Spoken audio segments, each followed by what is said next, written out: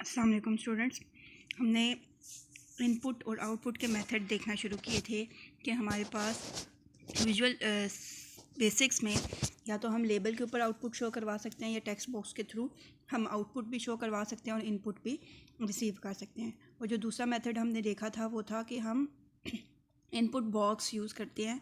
Input box basically small window थी जिसके through हम कोई वैल्यू इनपुट ले सकते हैं। उसका सिंटैक्स मैंने आपको ऑलरेडी बताया था कि वेरिएबल का नाम लिखते हैं जिसमें हमने इनपुट सेव करना है, इक्वल करके इनपुट बॉक्स का कीवर्ड लिखते हैं और ब्रैकेट में हम कुछ उसकी पैरामीटर्स पास करते हैं जिसकी बेस पे वो हमें वैल्यू इनपुट लेके देता है। और जो हमारे पास मैसेज बॉक्स अपीयर होता है वो इस तरह का एक मैसेज बॉक्स होता है।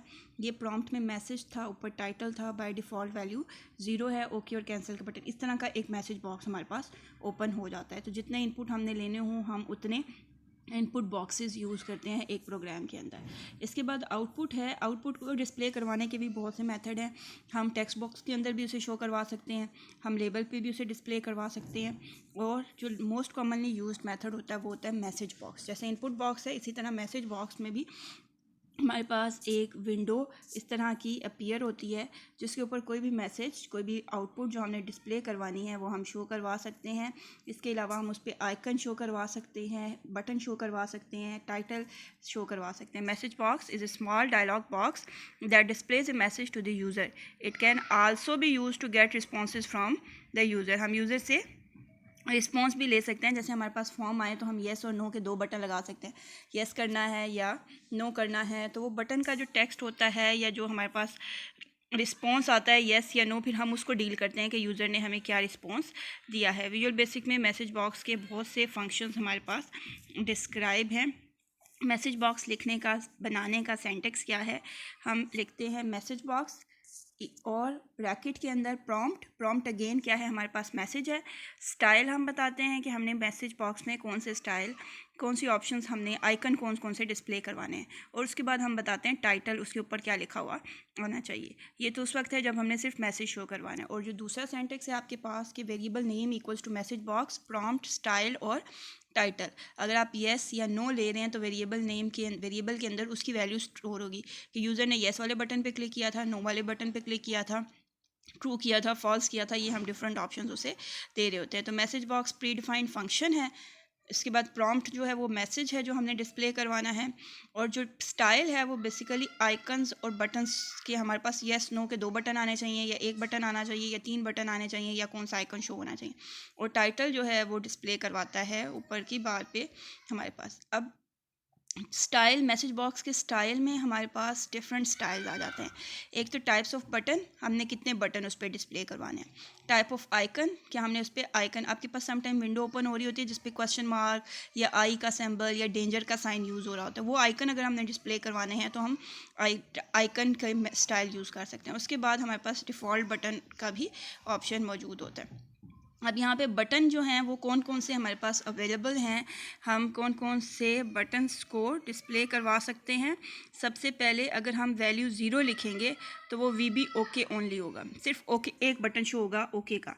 अगर हम ओके कैंसिल लिखेंगे VB ओके कैंसिल। अब इनकी वैल्यूज़ भी लिखी हुई हैं कि हमारे पास जो वैल्यूज़ आएंगी वो क्या होगी, 0 होगी, 1 होगी, 2 होगी, 3 होगी, 4 होगी, 5 होगी। अगर हम ओके कैंसिल लिखेंगे तो 2 बटन शो होंगे, ओके और कैंसिल के। अगर हम लिखेंगे VB अबोर्ट, रीट्राई, इग्नोर, तो इसमें 3 बटन। अब देखिए नाम के अंदर ही बटन्स भी लिखे हुए हैं, कितने बटन हैं।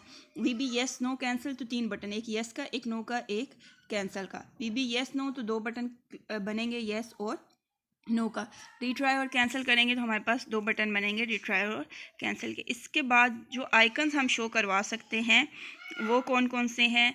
Message box also contains different types of icons along with buttons. तो उसके लिए हमारे पास जो ऑप्शंस हैं, VP क्रिटिकल लिखेंगे तो ये क्रॉस का साइन आएगा हमारे पास रेड सिंबल में, ये क्रिटिकल है। अगर हम VB क्वेश्चन लिखेंगे तो ये क्वेश्चन वाला आइकन शो होगा। अगर हम VB एक्सक्लेमेशन लिखेंगे तो एक्सक्लेमेशन मार्क वाला सिंबल होगा। इनकी वैल्यूज़ भी बताई हुई हैं कि इनकी वैल्यू जो अगर हम रीड करें तो इनकी वैल्यू क्या होती है। और VB इंफॉर्मेशन लिखेंगे तो ये आई वाला सिंबल आपके पास शो होगा इसके ऊपर। इसके बाद आपके पास है डिफ़ॉल्ट बटन कौन से होते हैं। डिफ़ॉल्ट बटन 1 करेंगे तो 1 बटन शो होगा, डिफ़ॉल्ट बटन 2 करेंगे तो 2 बटन शो होंगे।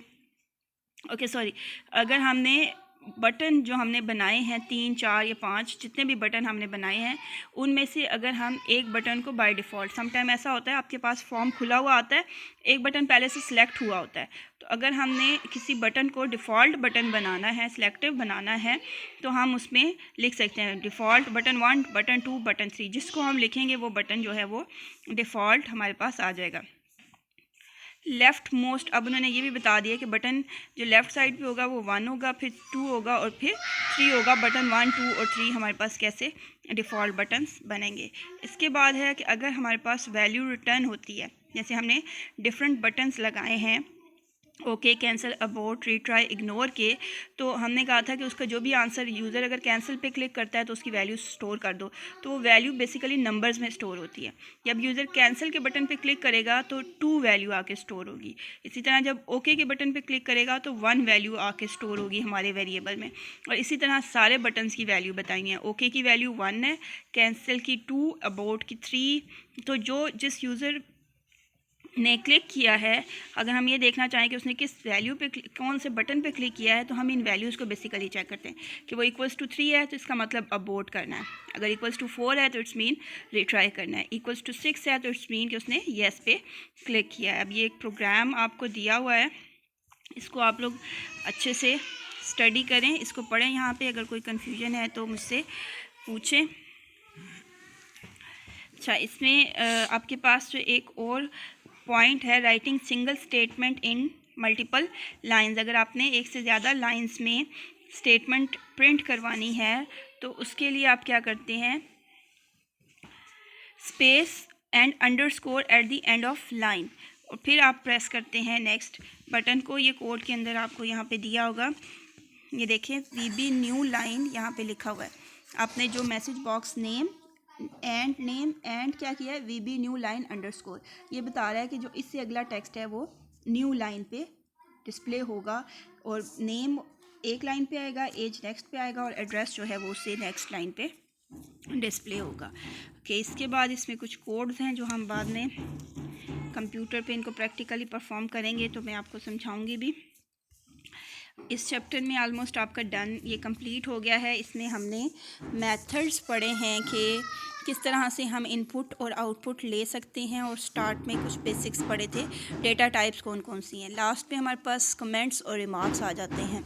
तो कमेंट्स और रिमार्क्स जो हैं वो बिल्कुल वैसे ही हैं जैसे सी और C++ में हम ऐड करते थे कि ये हमारे पास एडिशनल इन्फॉर्मेशन होती है हमारे कोड से रिलेटेड। तो यहाँ पे भी हमारे पास एडिशनल इन्फॉर्मेशन होती है अपने कोड से रिलेटेड। टेक्स्ट में कोड में हम लिख सकते हैं कि ये टेक्स्ट बॉक्स, अगर हमने टेक्स्ट बॉक्स 1 लिखा है तो उसके आगे हम रिमार्क में लिख सकते हैं कि इट विल प्ले नेम। तो इस यहाँ पे कमेंट डिस्प्ले करवाने का क्या मेथड है या लिखने का, ये आपके पास एग्जांपल्स हैं कि या तो आप ये कॉलन का साइन दे सकते हैं, और या फिर REM रिमार्क के लिए लिख सकते हैं, और उसके आगे आप कोई भी रिमार्क्स या कोई भी कोड लिख सकते हैं। अगेन ये ग्रीन कलर में होंगे, और इनको कंपाइलर जो होता है वो एग्जीक्यूट नहीं करता बल्कि इग्नोर कर देता है। ये कंपाइल नहीं होते, ये सिर्फ एडिशनल इन्फॉर्मेशन होती है। इस हेडिंग को भी आप डिटेल में पढ़ लें, वही बातें हैं जो आपने पहले पढ़ी भी हुई हैं। अच्छा, अब इसमें आपका होमवर्क ये है कि आपने फर्स्ट 5 प्रोग्राम्स जो हैं प्रोग्रामिंग एक्सरसाइज में, ये 1, 2, 3, 4, 5 जो लिखे हुए हैं, ये आपने सॉल्व करने हैं। फर्स्ट 5 प्रोग्राम्स इसके आपने सॉल्व करने हैं। अगर आपके पास घरों में वीबी है तो इनको प्रैक्टिकली भी परफॉर्म करना है, और मुझे आउटपुट की पिक्चर सेंड करनी है। अगर नहीं है तो फिर इनको पेज पे लिख के सॉल्व करके मुझे उसकी पिक्चर सेंड कर दें। अल्लाह हाफ़िज़।